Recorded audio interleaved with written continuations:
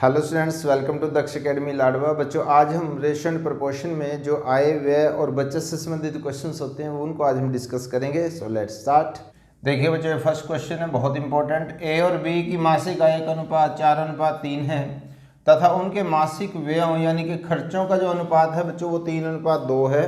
और यदि इनमें से प्रत्येक 6,000 रुपये की मासिक बचत करता है तो ए की मासिक आय क्या होगी वो हमें फाइंड आउट करना है। ओके, इस तरह का क्वेश्चन अक्सर एग्जाम में आता है और इसको अलग अलग मेथड से बच्चे करने की कोशिश करते हैं। ओके, पहले मैं आपको सबसे इजी मेथड देता हूं। आपने बच्चों जो लिख रहा हूं स्टेप उनको जरा ध्यान से देख लीजिएगा। जैसे हमारे पास सबसे पहले दे रखे बच्चों आय।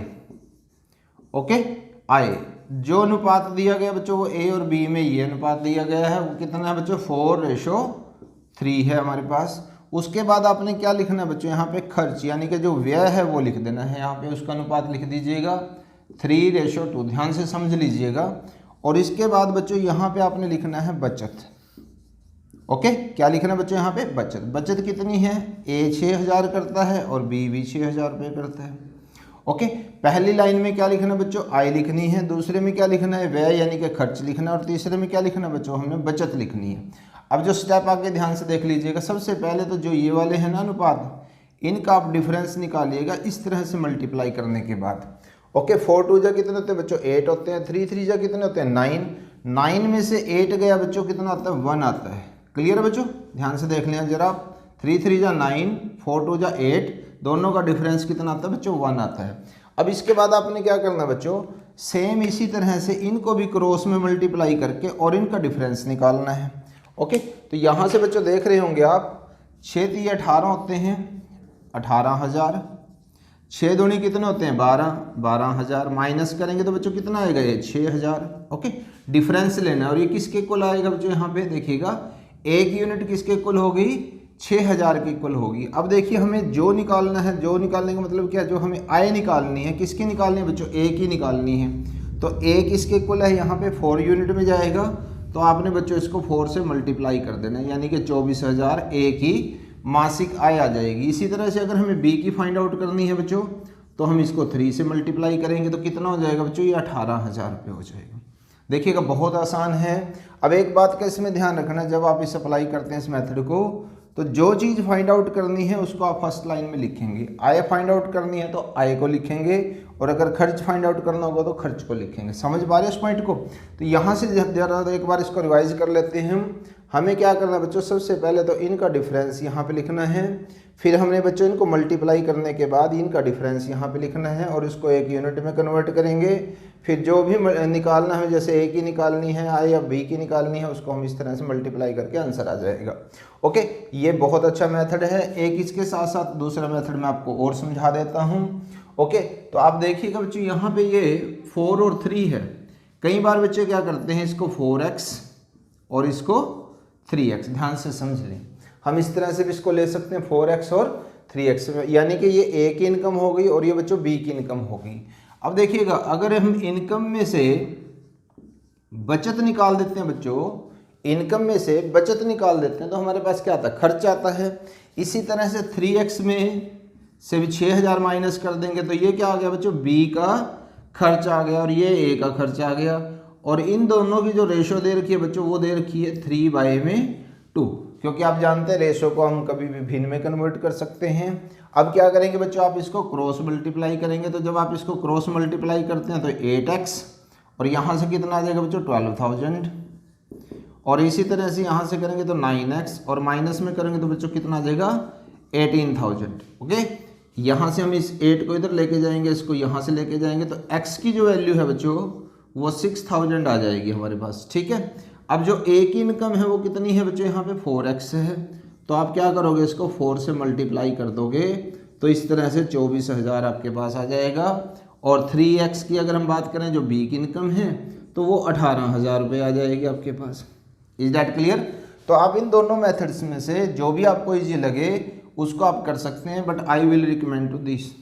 ओके, ये मैं आपको सजेस्ट करूंगा कि आप इस पे मास्टरी करें, क्योंकि इससे आपका टाइम सेव होगा कि फ्यूचर में चल के आप डायरेक्ट मेथड से भी निकाल पाओगे क्वेश्चंस। ओके, और बहुत इंपॉर्टेंट क्वेश्चन, ए और बी की मासिक आय का अनुपात 5:6 तथा उनके मासिक व्यय यानी कि खर्चों का जो अनुपात है वो 3:4 है। यदि वे क्रम से 1800-1600 रुपये की मासिक बचत करते हैं तो बी की मासिक आय क्या होगी वो निकालना बच्चों हमने। तो जो निकालना है सबसे पहले तो जैसे आय निकालनी है बी की, तो हम यहाँ पे फर्स्ट लाइन में आय लिखेंगे और A/B जो हमें दिया गया है बच्चों वो दिया गया है 5:6।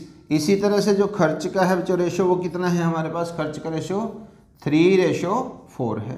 ओके, तो बचत हमें यहाँ पे देखिए बचत अलग अलग दी गई है। ओके, एक 1800 रुपये बचत है और एक बच्चों है 1600 रुपये बचत। क्लियर है। अब सबसे पहला स्टेप बच्चों क्या है, इन दोनों को आपस में क्रॉस मल्टीप्लाई करके और उसका डिफरेंस लेना है। 5 चौके 20 और 6 तिये 18। 20 में से 18 गए बच्चों कितने होते हैं, 2 आ जाएंगे हमारे पास। क्लियर। अब इसी तरह से इन दोनों को भी आप मल्टीप्लाई करेंगे, इन दोनों को मल्टीप्लाई करेंगे और यहाँ पे देखिएगा 18 चौके 72, 7200 आ गया, 16 तिये 4800 आ गया बच्चों हमारे पास। और जब इनका डिफरेंस लेते हैं तो बच्चों ये आता है हमारे पास 2400।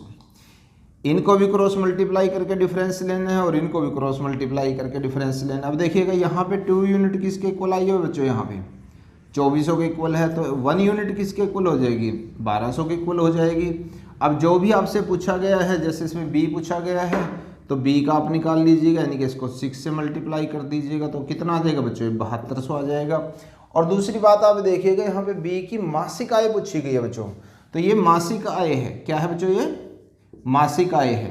अगर एग्जामिनर इसको थोड़ा सा और एक्सपेंड करता है, मासिक की बजाय वो वार्षिक पूछ ले, क्या पूछ ले बच्चों, वार्षिक, तो आप मासिक आय को क्या करोगे, 12 से मल्टीप्लाई कर दोगे।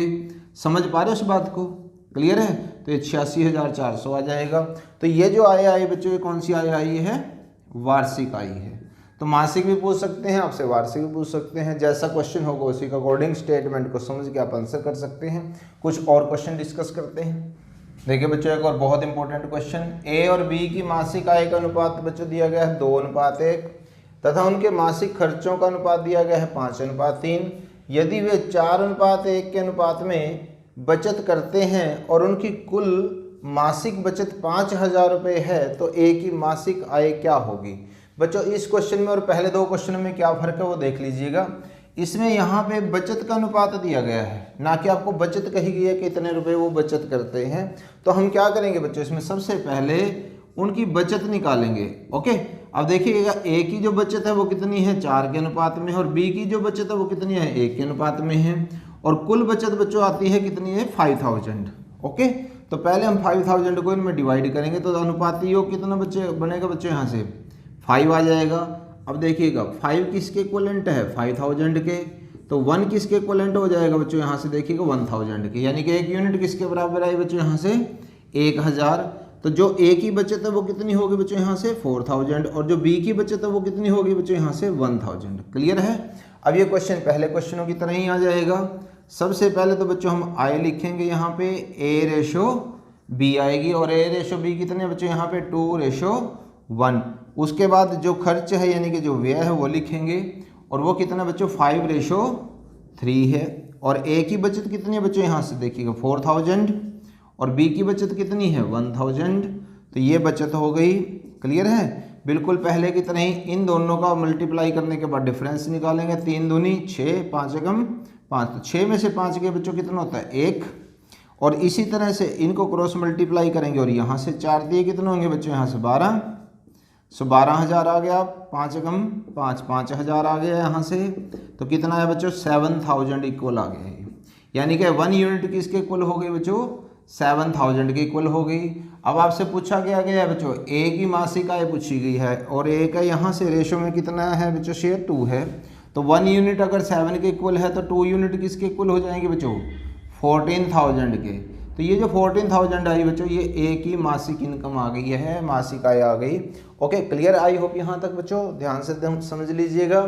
इस क्वेश्चन में सिर्फ आपको क्या दे दिया था, कुल बचत दे दी थी बच्चों और उनका अनुपात दे दिया। तो पहले हम बचत निकाल लेंगे और इस तरीके step by step her question ऐसे बढ़ता चला जाए, कुछ चेंजिंग आएंगे, कुछ नई चीज़ें आप सीखते चले जाएंगे, तो कंसेप्ट क्लियर करते चले जाएंगे। कमिंग क्वेश्चंस में और अच्छे से आप इसको समझते चले जाएंगे। ओके, एक और बहुत इंपॉर्टेंट क्वेश्चन लेते हैं बच्चों, कुछ अलग हटके क्वेश्चन है, देखिएगा जरा ध्यान से। ए और बी की आय का अनुपात दिया गया बच्चों हमें 5:3, और ए, बी और सी यस 3 हो गए यहाँ पे कि खर्च जो है 8, 5 और 2 की रेशो में है।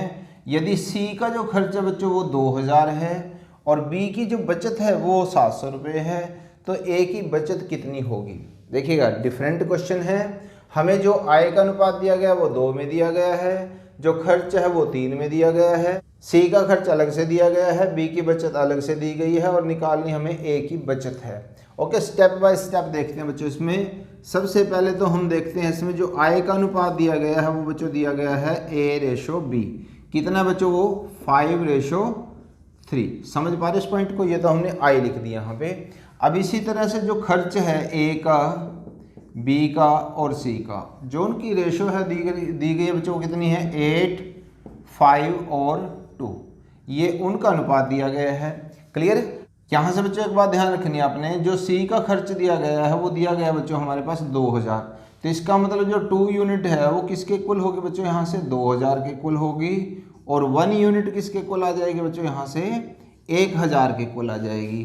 तो इसका मतलब जो ए का खर्च है वो कितना होगा बच्चों 8000, जो बी का जो खर्च है वो कितना होगा बच्चों 5000, और सी का खर्च हमें दिया गया है, ये खर्च में दे रखा है आपके पास अनुपात। ओके, अब देखिएगा यहाँ से हमें बी की दे रखी है बचत 700 रुपये। अगर बी बच्चों 700 रुपये बचाता है और 5000 खर्च करता है, तो इसका मतलब क्या है बच्चों 5000 में जब हम 700 रुपये जोड़ेंगे तो ये जो आएगी बी की इनकम आ जाएगी, बी की आय आ जाएगी। क्लियर है। और यहाँ से जो बच्चों अनुपात दिया गया है ए और बी की आय का वो दिया गया है 5/3। इसका मतलब है बच्चों जो 3 यूनिट है वो किसके कुल होगी 5700 के कुल होगी, तो 1 यूनिट किसके कुल आ जाएगी बच्चों 1900 के कुल आ जाएगी। ओके, तो इसका मतलब क्या है, जो ए की इनकम है वो 19 पंजे 9500 होगी, और जो बी की इनकम है बच्चों वो 5700 रुपये ऑलरेडी यहाँ पे हो चुकी है। ओके, तो इसका मतलब क्या है, देखो ए की इनकम है 9500 और ए का खर्च है बच्चों कितना 8000, तो जब आप 9500 में से 8000 माइनस करोगे तो आपके पास आ जाएगी ए की बचत। ओके, क्योंकि आय में से जब आप खर्च को माइनस करते हैं तो बचत आ जाती है। तो देखिए बच्चों इस तरह के क्वेश्चंस भी हम बड़े इजी वे में कर पाएंगे। तो स्टेप बाय स्टेप हम क्वेश्चन को समझते हैं, कंसेप्ट को क्लियर करते हैं, तो हर तरह के क्वेश्चंस हम इजी वे में कर पाते हैं। ओके, आई होप बच्चों आज की क्लास आपको बहुत अच्छी लगी होगी, सभी कंसेप्ट अच्छे से क्लियर हुए होंगे। सो वीडियो को लाइक शेयर कमेंट करना मत भूलिएगा। चैनल पर नए हैं तो सब्सक्राइब जरूर कीजिएगा और नोटिफिकेशन बेल को प्रेस जरूर कीजिएगा, ताकि टाइम टू टाइम हर वीडियो की नोटिफिकेशन आप तक आती रहे। Thanks for watching.